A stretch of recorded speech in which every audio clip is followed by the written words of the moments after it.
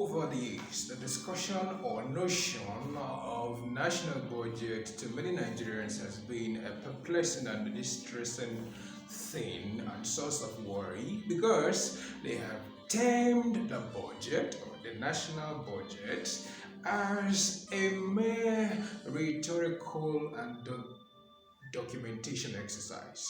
In today's episode of Politics and Leadership, we shall be looking at the 2025 budget and the impact it's going to have on the Nigerian citizens. Welcome once again. My name is still MC Liki Okafogochuku Amos, and today's episode is going to be very, very interesting. All right, now.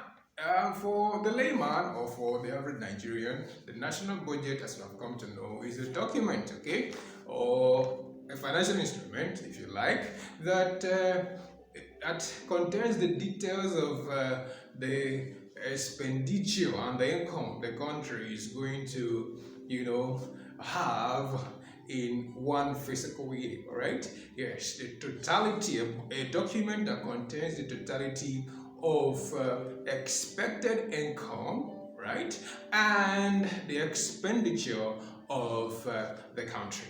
Okay, that's a layman's definition of a national budget, okay? Yes, but that is not the problem that we have in this country, the definition of national budget. What we have as a problem is the implementation of the national budget, because yearly humongous amount of money is being quoted, by the legislature and of course being passed by the executive, and these monies does not have any reflection as per the improvement of the life of the citizens of Nigerians. Okay? Yes.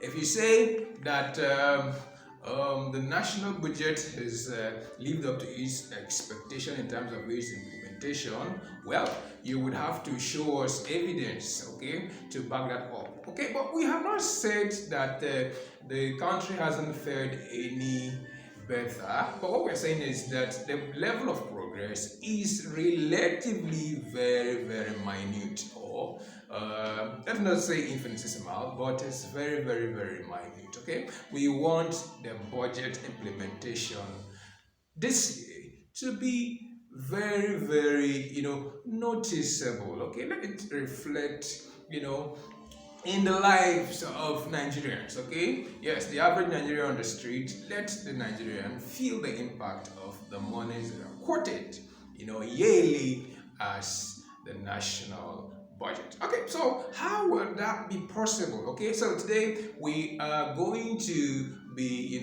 making suggestions, inputs, okay, to the National Assembly as this year's budget is being debated. It hasn't been passed. They're still doing the first and second reading and committee stage things in the National Assembly, and the arguments is still ongoing, and then people are making inputs. So this is our little contribution to that document that's been prepared by the National Assembly. Okay, so what we're saying this year is that we understand that over the years, the national budget has reflected more of the recurrent expenditure. Okay, yes, because we have little evidence to show of the capital expenditures that has been, pumped in the various sectors of our national life. But that's not what we're discussing today.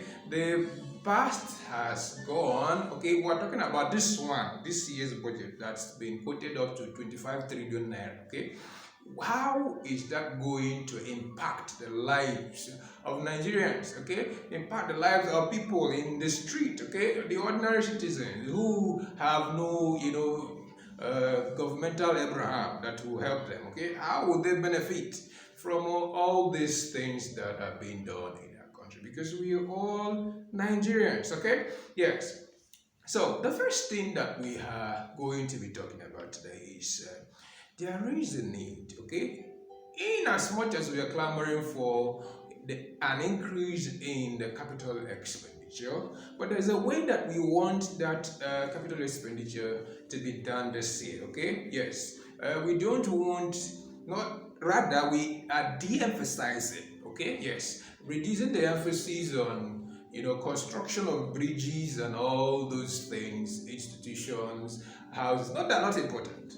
But what we're saying is, let this year's capital budget be geared towards technological transfer, okay, to improving our know-how, because most of the things, important things that are done in this country are done by foreigners, okay. So we're saying, haven't we come to the stage in this country where Nigerians, okay, would gain the knowledge, for example, of how to build refineries, okay? Because if you look at what is happening at the only refinery that's working in Nigeria at the moment, which is the Dangote refinery, it is being manned by foreigners, because Nigerians don't know anything about the process of oil refinery. Okay, so wouldn't would it be wrong for all the petroleum engineering professors that we have in this country to, go and acquire knowledge on how to refine oil? Because over the years, we have been refining our oil, crude oil abroad, and what we have is when it's being carted away, it will be returned, and we don't know exactly, whether what is returned is what is taken out. Okay, but that's not the concern. The concern is, let Nigerian citizens be taught the process, because we're talking about the amount that's spent yearly. This quota that's been spent on in that aspect. It's very, very terrifying and staggering. Okay, so if these vital sectors are manned by indigenous people, you will find out that the amount that the expenditure that's going to be incurred by the country is going to be drastically minimal. Okay, it's not going to be that huge. All right, yes, it's not only in the manufacturing, it's not only in the oil sector, in also in the manufacturing sector, vital goods and services. Okay, let Nigerians be taught the process. Like, for instance, in the road construction industry, you'll find out that foreigners, everywhere you see road being constructed in this country, you will see a white man. So what happened to all the civil engineers that's been trained in this country over the years? When would they start constructing roads? That's what I am asking, or we are asking this afternoon. Please, let the federal government put a modality in place that will see a transfer of technological know-how. Let us, in fact, it's not the era of sponsoring people abroad to go and learn, all these things, and when they finish, they will just stay there and they will not come back. Let the people that know how to do these things come to our various institutions and teach us how to do it. In fact, it has to do with the rejig of the curriculum, the academic curriculum. Let it be more of practical, the things that are very, very crucial for our existential reality. Okay, that is what we are clamoring for in this year's budget. Of course, over the years we've talked about the issue of constituency allowance and all that. Please, these parliamentarians, what we are begging this afternoon, or trying to remind you, is please don't use the constituency allowances or constituency monies to buy handouts, okay? Buy rice or buy Okada for people. Let it be for the development of our know-how, what we can do to better this country, because that is, the very vital aspect that needs to be dealt with in, our national life. All right? Yes. Now, we are aware, all right, that over the years that the national budget has been, largely financed by external borrowing. Please, can't we, have a situation where our national budget, all right, would be managed or financed by the income that we generate in this country? let's not be quoting humongous amounts that we cannot back up. That's what we are suggesting this afternoon. Can't we reduce our national budget so that we will be able to back it up with what we have in this country? Okay, yes, not the area that will quote that we are going to use so trillion naira for our national budget, and this money is going to be borrowed. Please, it doesn't make any sense. Okay, please. That's why the economy has always continued to dwindle. Please let us, come to that realization that we wouldn't continue to finance our budget deficits with external borrowings. That's what is killing this country, okay? And you find out that each time you borrow, the naira is devalued and all that. The ripple effect is strangulating on the common man, okay? Now, before we continue, please take this, okay? What we are doing is just a small contribution from Smooth Television, okay, to the parliamentarians, okay. It's just our way of telling you this is what the ordinary man on the street feels, okay. Yes, not that we are telling you what to do, but we're telling you this is what we are, the impact, what reflects in the life of Nigerians, okay. Yes, okay. So having said that, let's look at how to improve internally generated revenue, okay? Because it's very, very important. Now, a few manufacturing industries that we have in this country have always cried of the unfavorable condition of doing business in this country. Now you see that most of the things that we use in this country are imported. And who are the people that import these things? They are, few people that have the privilege, all right, of controlling the national economy. For instance, there's a particular manufacturer, I wouldn't mention the name, that bemoaned on one of the national dailies that he, manufactures tomato paste, but what he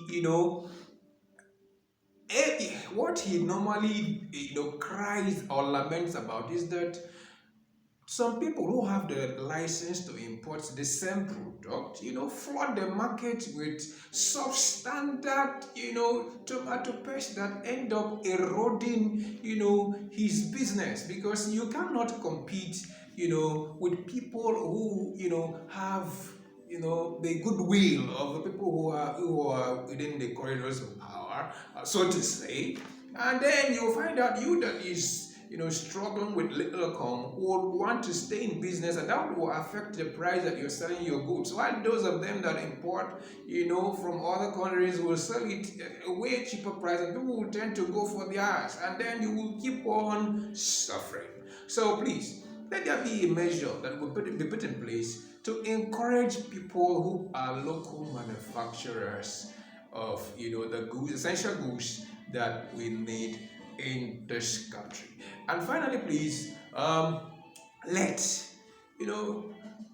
service sector is actually the engine of the national economy, okay? Because if you find out over the years, okay, if 50% of businesses that collapse are those ones that are concerned with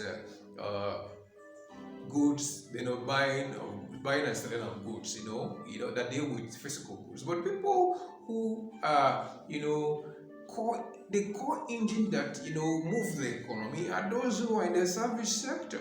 So please, let there be a measure that would, see the transfer of knowledge, okay? For instance, there's what they call, international association, how Nigerians can stay in Nigeria and do jobs abroad, and they'll be paid in foreign countries and foreign currencies, and then it will be used to, back up. It reduces that, that rush, for the forex, the burden that's upon the country for, the dollar will reduce. So but it's just that the fact that it's just a minute the very insignificant percentage of the population and people who are aware of these things.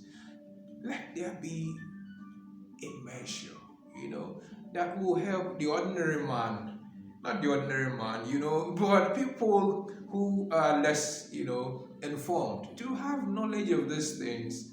And by the time we be our brother's keeper in this regard, we see the country moving forward. This is where we're going to be drawing the curtain today. Remember that this was brought to you by Intuition Enterprises in conjunction with the Immersion State Government, led by His Excellency Chief Hope Uzodinma. Alright, now remember to get copies of our book on Amazon.